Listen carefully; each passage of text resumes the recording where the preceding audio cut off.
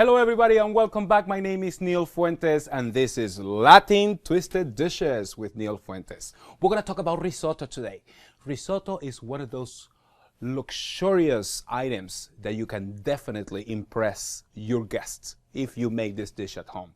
And you're going to see risotto is very intimidating, but it's actually not. It's a very, very easy dish to make. And today we're going to make a mushroom and truffle risotto for you.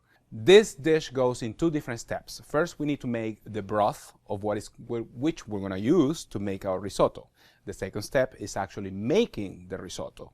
So the first thing we're going to do is we have some button mushrooms over here that we're going to slice. And you can use any mushroom that you want. You can use chanterelle, you can use oyster mushrooms. It doesn't really matter what kind of mushroom you use.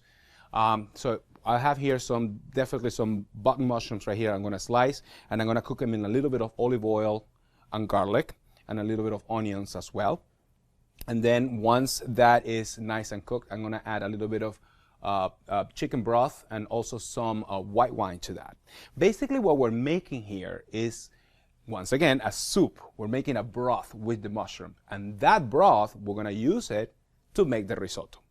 Once the broth is done, then we add a little bit of olive oil to this pan right here, and we're going to start cooking the risotto in there for a little bit until it starts releasing the starch. Once it starts releasing the starch, we're going to add a little bit more wine in that. We're going to deglaze that, and we're going to start adding that broth that we already make into the risotto. Tips about risotto: don't ever leave it alone. Never. Keep stirring, stirring, stirring, and in 20 minutes, you're going to have the best dish ever.